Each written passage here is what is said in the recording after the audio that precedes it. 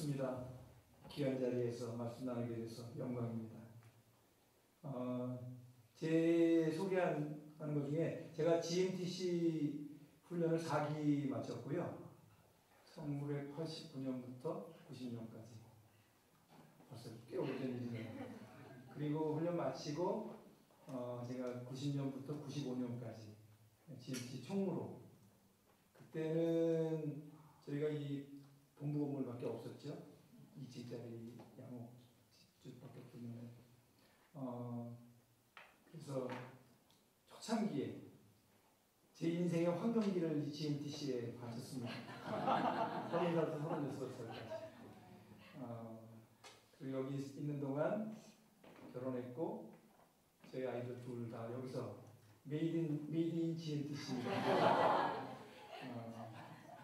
그래서 GMTC 정말 특별한 장소이기도 하고, 늘 남자에게 해당되는 용어는 아니지만 제 친정집이다 이렇게 생각을 하고 있습니다. 그런데 이렇게 와서 말씀 나누게 되니까 더 특별한 의미가 있고요. 또 선교사로 이렇게 이미 이제 사역을 하시거나 나가시는 분들이시잖아요. 그래서 그런 자리에서 이렇게 말씀 나누게 된 게 참 영광이라고 생각합니다. 제가 무슨 말씀을 나눌까 이렇게 고민을 하다가 거의 뭐 훈련이 막바지라고 하시니까 엘리야에 대해서, 그리고 특별히 엘리야를 통해서 제가 깨닫게 된 하나님의 선교에 대한 그런 이야기를 좀 나누면 좋겠다 그렇게 생각을 해서 말씀을 준비했습니다. 엘리야는 우리가 잘 알다시피 이스라엘 선지자의 대표고, 또 이스라엘이 그 우상 숭배, 특별히 바알 숭배로 국가 전체가 굉장히 어렵게 됐던 시기에 하나님의 심판을 선포하고 그로 인해서 어려움을 겪었던 그런 선지자입니다. 그래서 특별히 사역 초기에는 3년 정도 됐겠죠. 가문기간 3년 반이고, 그러니까 초기에 이스라엘 머무르던 약간 기간 때는 3년 내외의 기간 동안 시돈이라는 곳에서 난민으로, 우리가 요즘 많이 쓰는 디아스포라로 지내는 그런 시간을 갖습니다. 그 기간에 있었던 그 이야기를 저는 하나님의 선교라고 하는 관점에서 보면 좀 새롭게 우리에게 와닿는 부분들이 있지 않을까 이런 생각을 해봅니다. 요즘 그 하나님의 선교가 거의 큰 화두죠. 현대 선교학을 논하면서 하나님의 선교라고 하는, 선교의 주체가 하나님이시고 선교의 공적인 고리, 하나님이 원하시는 온전한 회복, 그것을 향해 가고 있기 때문에 이 개념에 대한 이해 없이 우리가 현대 선교를 논할 수 없죠. 그래서 또 하나 중요한 게 디아스포라 선교, 굉장히 유행이죠. 근데 실제 성경을 보면 선교 운동의 아주 결정적인 전환기를 보면 다 외부인들이었어요. 우리가 소위 주변 부인이라고 하죠. 주변 마지막 피플들이 선교의 돌파구들을 이루고, 또 소위 디아스포라, 바울도 디아스포라였고 바나바도 그랬고, 대부분의 선교운동의 결정적인 전환점을 만든 분들이 디아스포라다. 그래서 요즘 디아스포라 선교신학이 굉장히 중요한 관심사이기도 하는데, 엘리야는 그런 모습도 가지고 있습니다. 손창남 선교사님이 쓴 그 책 사도행전을 순기적으로 읽으면 두 모델이 보인다 이런 책이 있어요. 거기 보면은 초기 기독교 선교를 두 개의 모델로 설명을 합니다. 하나는 우리가 얘기하는 공식적인 선교, 교회에서 선발해서 안수해서 파송하는 그 사도행전 13장의 안디옥 교회의 바울과 바나바 두 사람이 이제 그 전통적인 또는 공식적인 선교의 모델이다. 그리고 또 다른 하나는 우리가 손창남 선교사의 뿔뿔이 선교라고 이름 붙이신 건데요. 소위 그 어떤 의도를 가지고 계획해서 된 게 아니라 일어난 상황 때문에 자기가 있던 지역을 떠나서 그 디아스포라가 돼서 이제 외지에 가고 흩어졌던 사람들이 그곳에 살면서 자연스럽게 진행되었던 소위 문화를 넘어간 선교. 이분들이 문화를 넘어가는 과정은 의도적인 건 아니죠. 많은 경우에 뭐 기근이라든지 핍박이라든지 전쟁이라든지 이런 그 생존의 위협을 받는 상황 속에서 흩어진 사람들이지만 그들을 통해서 자연스럽게 선교가 일어났고, 제가 앞에도 말씀드렸지만 그들이 어떤 의미에서는 선교의 새로운 그런 그 패러다임, 새로운 형태의 선교 그런 운동들을 만들어가는 주체가 됐다. 그런 것이 이제 오늘날 선교학에서 얘기하는 중요한 그 발견들인데요. 엘리야가 그런 관점에서 보면 초기의 3년이 그런 의미로 우리가 볼 수가 있습니다.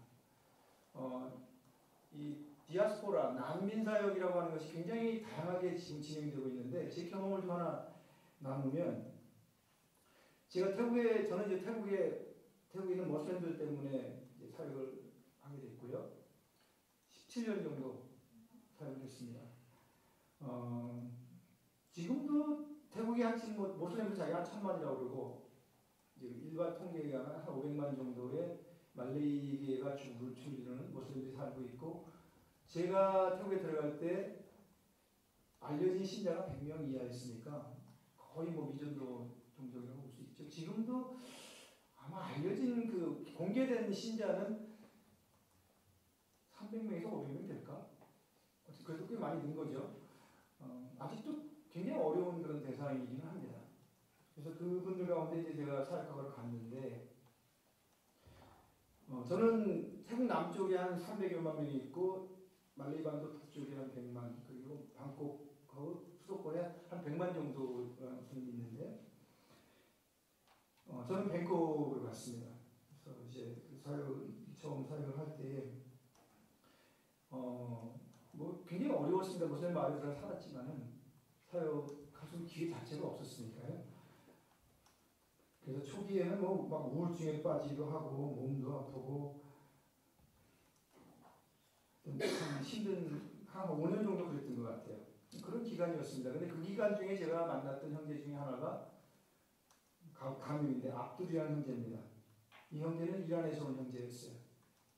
그래서 이란에서 고등학교 영어 선생을 했고 또 그 코란을 가르치는 선생님이었어요.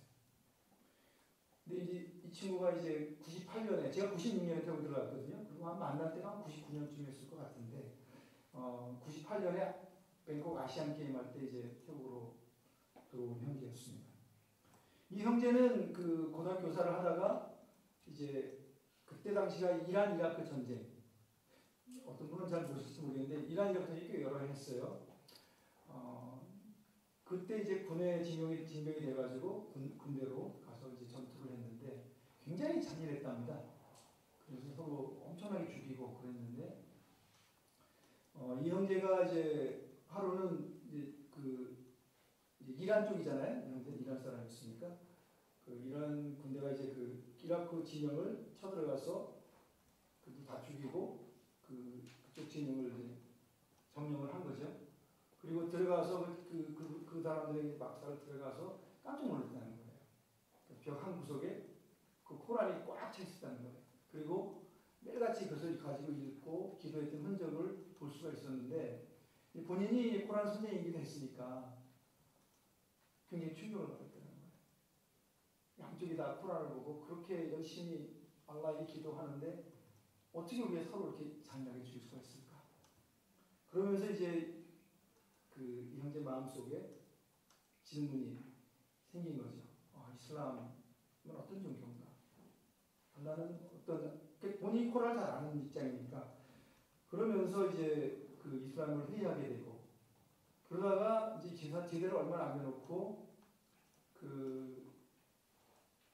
자기가 이제 그 진영에서 이런 신앙적인 고민을 하면서 이슬람은 난 더 이상 안 되겠다, 떠나야 되겠다 이런 고민을 하다가 이제 막사에 있다가 자기는 바깥에 저녁 때 이제 나와서 이렇게 거니고 있었는데 바로 그 순간에 그 미사일 같은 게 포탄이 날아가는지 뭐가 날아가서 그 막사 전체가 자기만 살아남았대요. 그때 본인이 어떤 그 영적인 그런 경험이 있었던 것 같아요. 그래서 내가 이제 떠나야 되겠구나. 그리고 새로운 신앙을 찾아야 되겠다. 그리고 나서 나중에 이제 제대하고 우크라이나가 그때 당시 아마 굉장히 부흥운동이 있었나 봐요. 지금 전쟁이 난 우크라이나. 그래서 그쪽에 가서 휴가 때 가서 어느 교회 방문해서 예수를 믿고 이스라엘 받고 돌아온 거죠. 근데 돌아왔는데 이제 이란은 개종을 하면 원래 법으로는 사형까지 할 수 있는 나라니까 본인이 견디기 어려워서 그때 당시 비자가 좀 쉬운 태국에 이제 아시안 게임 때문에 이제 그 비자가 쉬웠기 때문에 들고 와서 무조건 교회에 와가지고 제가 있던 지역 근처에 있는 그 나이론박군이라는 교회인데 그 교회에 와서 이제 그 의탁을 하고 지내고 있었습니다. 그래서 이 형제하고 이제 제가 그때는 OMF라는 단체하고 같이 일할 때인데 저희 팀으로 정규직 팀 멤버로 들어오진 않았지만 우리가 무슨 사역을 할 때는 함께 같이 와서 사역을 하고 또 저랑 같이 모슬림 전도도 많이 하고 또 이제 그 태국 신학교에 제가 이제 이슬람 세미나 같은 거를 했거든요. 신약성 개성으로 그때 이제 형제하고 같이 그 세미나도 하고 그랬습니다. 근데 제가 그때 느낀 게 야, 하나님 하시는 참 너무 신기하다. 이라는 우리가 언제나 우리 사역 대상으로 생각했지. 그것도 너무나 어려운 사역 대상이라고 생각했지. 이란 사람이 와서 어떻게 보면 더 효과적으로 태국에 있는 모슬림도 사역을 하게 되리라고는 상상은 못했습니다. 근데 그때 당시 이미 방콕에는 그 무슬림, 그 이란에서 온 무슬림 배경 개종자들 모임이 한 4개인가 5개 있었어요. 지금도 굉장히 부흥이 있다고 그러잖아요. 그러면서 제가 이게 소위 그야말로 이게 디아스포라 선교구나. 우리는 상상을 못했지만은 그럼 그때도 지금 생각나네요. 그 이란 그 모임들을 돕기 위해서 영국에서 엘림 선교회가 하여튼 이란 사람들 데려다가 훈련시켜서 이란 사람이 흩어진데 선교사를 보내는 훈련받은 형제 하나가 와서 사역을 하고 있었어요. 그 친구는 길게 오랫동안 교제한 친구는 아니었지만은 그러면서 이게 하나님이 하시는 일은 우리의 상상을 넘어서 또 어떻게 보면은 어떻게 저런 사람들이 선교를 할 수 있지 하는 그런 일들이 진행되고 있구나. 제 짧은 선교 경험을 통해서도 하나님 그렇게 일하시는 것들을 많이 경험했습니다. 여기 엘리야를 보면 엘리야 같은 경우도 사실 선교를 한다고 보기는 어렵잖아요. 그때 상황이. 아합 왕으로부터 자기 생명의 위협을 받고 있었고 또 그나마 그 감이 너무 심해가지고 먹을 물도 없어가지고 이제 생존이 위협받는 그런 상황이 있었습니다. 그런 상황에서 이제 엘리야는 더 이상 버틸 수가 없는 그런 상황에서 하나님께서 이제 엘리야에게 말씀을 주시잖아요. 우리가 그 읽진 않았지만은 엘리야에게 이스라엘을 떠나서 시돈 땅으로 가라. 특별히 구절이 있군요. 사르밧으로 가라. 마을까지 지정을 해주셨죠. 근데 이 주님의 제안은 사실은 비현실적이기도 하고 별로 좋지 않은 제안이었어요. 왜냐하면 당시 엘리야의 가장 큰 위협은 이세벨 왕비였잖아요. 그 이세벨의 고향이 시돈 땅이었잖아요. 시돈 땅의 공주가 이 아합이 시집온 거니까 가장 위험한 곳이라고 할 수 있죠. 엘리야에게. 그곳에 가서 생존해라. 물론 우리 속담에 등잔 빛이 어둡다는 말이 있지만 그래도 그렇지. 외국인으로서 그 나라 사람도 아닌데 가서 이렇게 한다는 게 거기다가 주님 주신 대안 중에 또 다른 대안이 뭐냐면 과부한테 가라는 거예요. 근데 당시 상황에서 과부는 사실은 남성 중심적 그 사회 속에서 가난할 게 분명한데 그리고 그 지역에도 기근이 심했단 말이에요. 굳이 이스라엘 땅에도 과부들도 많은데 그리고 내가 생존의 기회를 타진다면 이스라엘 땅이 훨씬 더 기회가 더 많을 텐데 왜 나를 그렇게 보내시지? 그리고 설사 그 과부가 나를 받아준다 하더라도 그리고 과부가 뭐 돈이 있어서 나를 먹여 살린다 하더라도 그 마을 사람들이 가만히 있을까? 내가 그 긴 기간 동안 숨어 지낼 수 있을까? 뭐 이런 질문들이 많았을 거예요. 근데 엘리야가 우리 본문에 의하면 군말 없이 그냥 가잖아요. 그리고 가서 이 본문을 자세히 보시면요. 사실 어떤 과부라고 구체적으로 말씀을 주시진 않았잖아요. 그래서 마을에 가서 과부가 우리 아마 딱 보면 과부인 줄 알았는데 과부를 받고 그죠? 과부라고 얘기했으니까요. 그래서 먼저는 물 달라고 그러잖아요. 물 달라고 하고 이제 이 여자가 반응을 하니까 가고 있는데 불러서 다시 먹을 거 달라고 그러잖아요. 본문을 보면 근데 이제 12절에 보면은 이 과부가 뭐라고 반응을 하냐면 아마 이 엘리야가 유대 사람이라는 것이 드러났겠죠. 옷차림이라는 걸 통해서 12절에 그가 이르되 당신의 하나님 여호와께서 살아계심을 두고 맹세하노니 라고 이렇게 얘기합니다. 아마 그때 딱 동이 튼 것 같아요. 아, 이 여자구나. 이 여자가 내가 유대인인지도 알아봤고 그 하나님을 살아계신 하나님으로 맹세하는 걸 봤을 때 자연스럽게 하면 어떻게 맹세해야 돼요? 내가 믿는 바알의 이름으로 맹세하는 이렇게 말하는 게 자연스럽잖아요. 근데 그 하나님의 이름으로 맹세를 하고 자기 이야기를 합니다. 뭐 내용은 이제 마지막 음식 만들어서 우리 먹고 죽을 거다 이렇게 얘기죠. 너 줄 거 없어. 근데 이 말 속에서는 아마 엘리야는 9절 말씀에 보면은 그 사르밧을 가라고 할 때 하나님께서 내가 이미 그곳 과부를 만나서 여기 음식을 주라고 이렇게 명령했다고 얘기하셨잖아요. 그래서 아마 음식을 달라고 요청을 한 것 같은데 그 주님께서 이미 과부의 말씀을 하셨다는 것을 알고 있었잖아요.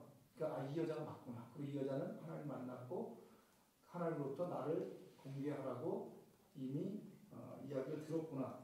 그래서 이 여자가 이렇게 반응하는구나 알았던 것 같아요. 그래서 이제 엘리야가 말도 안 되는 요구를 하죠.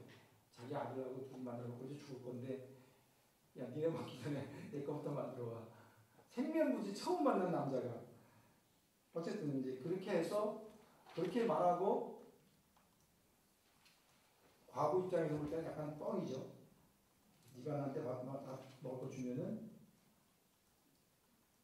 밀가루하고 기름이 떨어지지 않을 거다. 과부가 만약에 하나님 미리 안 만났으면 아마 이거 이 사람 뻥치네 이랬을 거예요. 얻어먹을 거고. 근데 어쨌든 간에 그 하나님의 약속을 이야기하면서 내게 먼저 먹을 거 가져라. 그리고 여인이 가져다 줍니다. 여인도 참 특별한 거예요. 그 여인이 하나님 만나지 않았으면 과연 자기들 마지막 먹을 것도 내 아들이 먹을 건데 갖다 줬을까라는 생각도 듭니다. 그런데 어쨌든 간에 그렇게 해서 이 여인과의 그런 그 관계가 시작이 되고 또 그 이후에 이제 16절에 보면 그 가루와 기름이 계속 흘러나는 그런 기적에 들어가게 됩니다. 자, 이 그냥 스토리 자체로만 보면 그냥 난민 얘기죠. 죽을 위기에 있던 사람이 그냥 간 거잖아요. 근데 24절에 보면 이 스토리가 선교 이야기라는 것을 우리가 좀 짐작할 수 있게 하는 이야기가 나옵니다. 24절에 보면 여인이 엘리야에게 이르되 내가 이제야 당신은 하나님의 사람이시요 당신의 입에 있는 여호와의 말씀이 진실한 줄 아노라. 놀라운 위대한 신앙 고백입니다. 하나님 살아계시다는 것을 고백하고 있습니다. 그래서 저는 그렇게 생각해요. 누가복음에 보면은 그 예수님이 12제자 보내시면서 어느 마을에 가면 평화의 사람을 찾아라. 그렇게 말씀하시잖아요. 우리가 성경학적으로 중요하게 생각하는 Man of Peace, 평화의 사람. 이 과부가 그 지역의 평화의 사람이라는 생각을 해보게 됩니다. 어쨌든 그래가지고 과부 집에 이제 기름과 가루가 멈추지 않고 계속 나오죠. 근데 여기서 한 가지 질문을 한번 해보면 좋을 것 같아요. 이 밀가루와 기름은 과부하고 엘리야만 먹었을까요? 마을 사람 다 같이 먹었을까요? 기름 가운데서? 저는 마을 사람들도 혜택을 봤을 것 같아요. 그게 자연스러웠을 것 같아요. 예전 고대 사회에서. 거기다가 엘리야가 3년을 그 시돈이라고 하는 이방 땅에서 숨어 지낼 수 있었던 것은 그 마을 사람들이 감싸지 않고야 어떻게 가능했겠어요? 그런 의미에서 아마 이 기적을 같이 공유하지 않았을까? 그렇게 한다면, 그랬다면 그 마을 사람들도 하나님의 살아계심을 경험하는 기회가 됐다라고 짐작해 볼 수 있을 것입니다. 누가복음 4장 26절에 보면 한번 볼까요? 누가복음 4장 26절. 예수님이 이 사렙다 과부 이야기를 하시잖아요. 자신의 이야기를 하면서 누가복음 4장 26절에 보면 앞에 이제 그 이사야서 말씀이 내게 나한테 성취되었다. 그 말씀을 하시면서 이제 이어지는 과정에서 이게 나온 건데 26절에 보면 엘리야가 그중 한 사람에게도 보내심을 받지 않고 오직 시돈 땅에 있는 사렙다의 한 과부에게 뿐이었으며 그 다음에 이제 뭐 나아만 얘기가 나오는데 여기 예수님이 이 땅에 보내심 받은 것을 이야기하면서 엘리야가 이 사렙다 과부에게 보내심 받은 이야기를 했단 말이에요. 이것도 우리가 추정해 보기에 따라서는 예수님이 오신 것과 같은 의미로 엘리야가 그곳에 보내졌겠구나 라는 것들을 우리가 추정해 볼 수 있습니다. 물론 이 말 때문에 예수님은 돌아가실 뻔했죠. 화가 나가지고 이 사람들이 마을 절벽에서 떨어뜨리려고 했으니까 그래서 이 엘리야는 그런 의도가 없었는지 모르지만 하나님은 하나님의 큰 그림 속에서 엘리야를 보내신 것이고 보내심 그게 선교예요. 그죠? 미션이라는 단어가 보내심이라는 단어에서 나왔으니까 보내신 거고 그게 보내심 받아서 엘리야는 자기 생존을 위해서 그곳에 머물고 지냈지만은 그것을 통해서 과부와 제 추정이 맞다면 그 마을 사람들이 하나님을 경험하게 하는 놀라운 창구가 되었다. 이렇게 우리가 짐작해 볼 수 있습니다. 엘리야는 약자로 그 땅에 갔습니다. 자기의 생명을 보존하기 위해서, 먹고 살기 위해서. 그렇지만 하나님은 그 너머를 보고 계셨던 거죠. 이 엘리야를 부르셔서 그 땅 가운데 하나님의 능력을 하나님 되심을 드러낸 거죠. 저는 이게 참 우리가 하나님의 선교, 하나님이 하시는 일들의 본질을 좀 이해하면 참 놀라운 그런 그 통찰을 우리에게 주시는 것 같아요.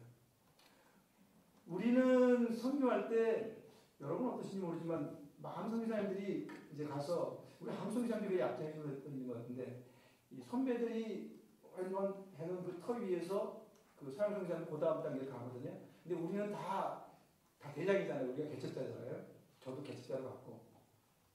그러니까 그 사역하다 보면은 눈에 보이는 사역은 사실은 쉬운 사역들이에요. 정말 어려운 사역에 처음부터 들어가기는 어려워요. 천연병들이. 그러다 보면 이 본진의 중심에 들어가서 뭘 하기보다는 좀 우리가 쉬운 사역들 하기 쉽거든요. 근데 하나님 여기 지금 엘리야를 그 바알 숭배의 본질에 보낸 거잖아요. 그리고 그 안에 들어가서 균열을 일으키라고 보낸 거잖아요. 그 실제로 균열을 일으켰고, 뭐 그게 얼마나 여파를 미쳤는지 우리는 알 수 없지만, 하나님은 우리가 생각하는 것보다 훨씬 더 과감하시고, 훨씬 더 저돌적이고, 훨씬 더 깊은 곳까지 바라보시고 우리를 이끌어 가시는구나. 그래서 내가 생각하는 내 전략도 중요하지만은 하나님의 주도권 앞에 우리 자신을 맡기는 것이 굉장히 중요하다. 그런 생각을 해보게 됩니다.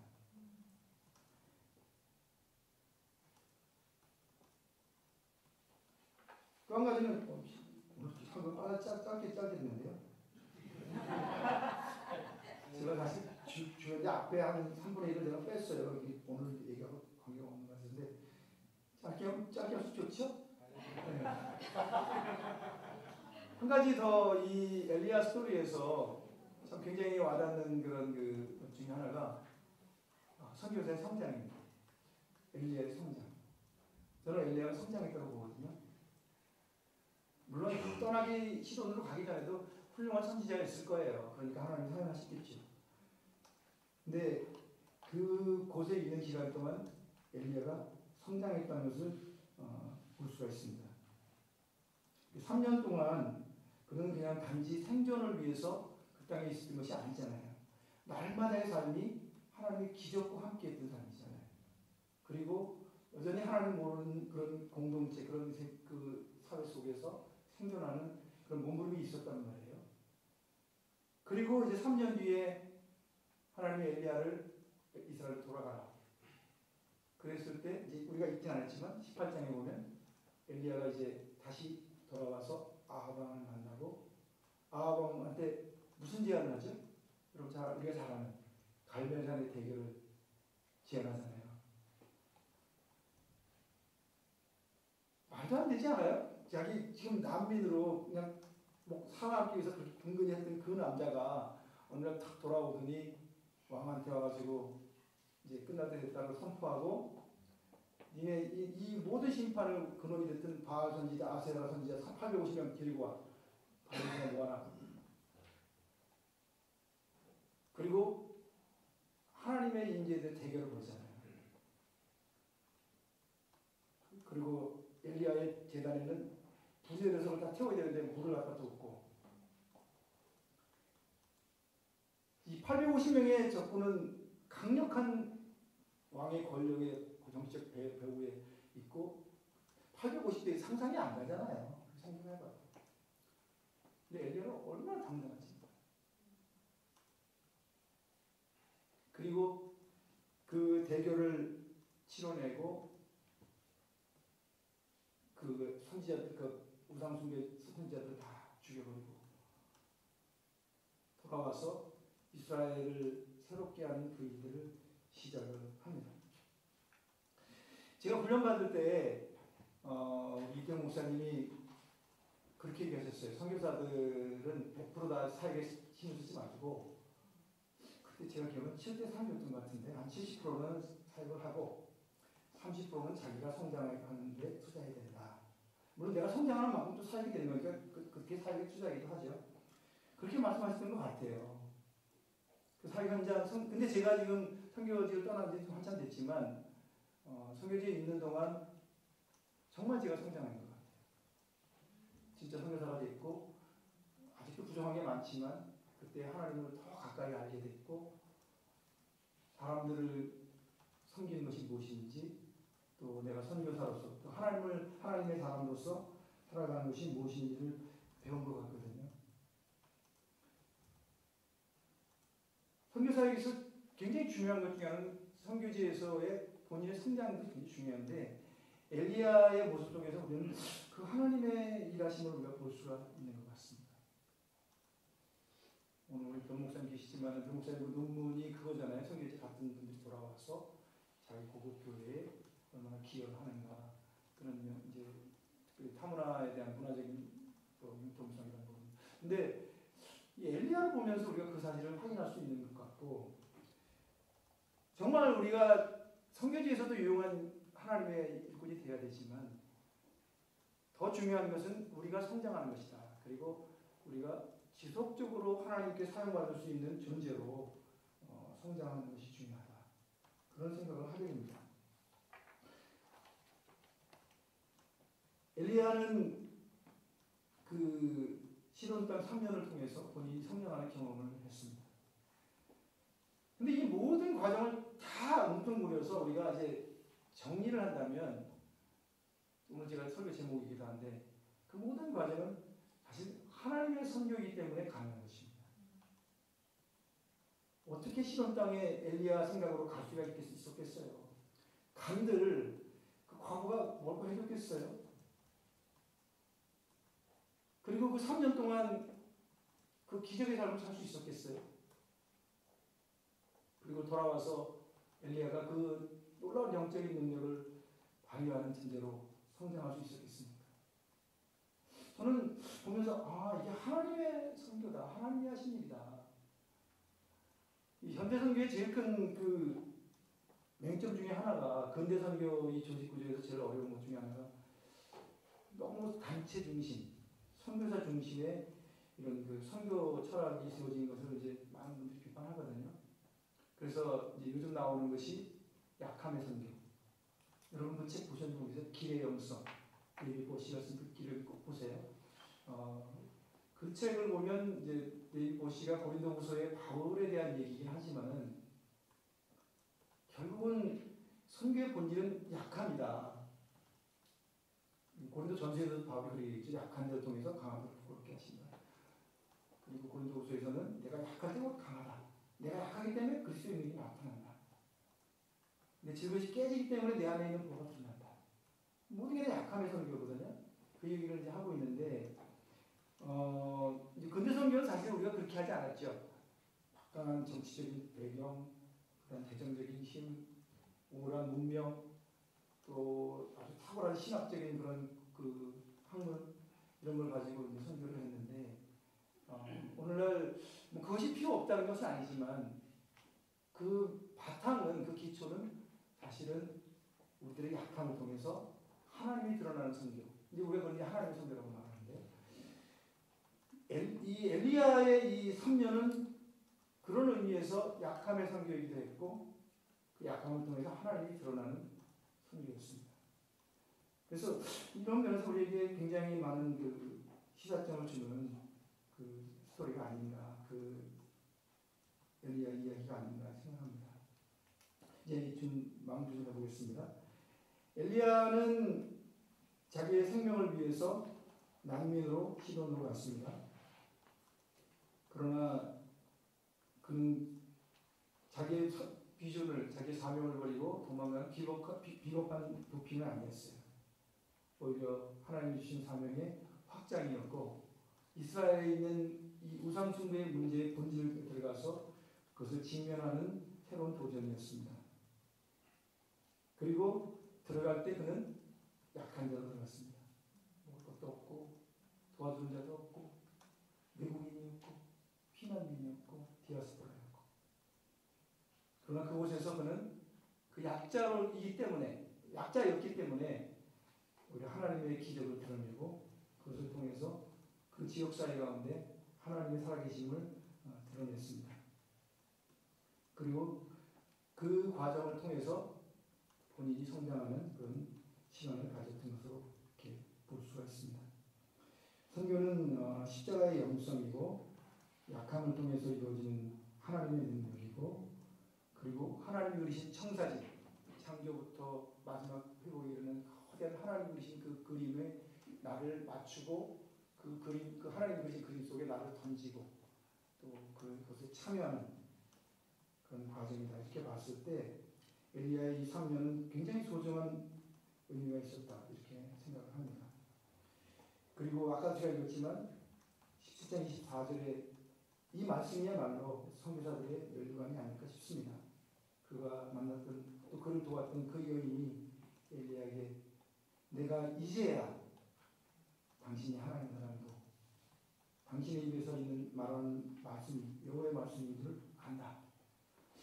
우리가 떠날 때 내가 섬겼던 내 주변에 있던 많은 현지의 영혼들이 또 그리스도 안에 있는 형제자매들이 이렇게 고백할 수 있다면 그것이 바로 진정한 의미의 선교의 여정이 아닌가 싶습니다. 엘리야가 이렇게 걸었고요. 여러분들이 가실 거고 또 앞으로 계속 이어질 그런 우리의 선교의 여정이 이 엘리야의 여정처럼 그렇게 이어질 수 있기를 바랍니다. 기도하고 마치겠습니다.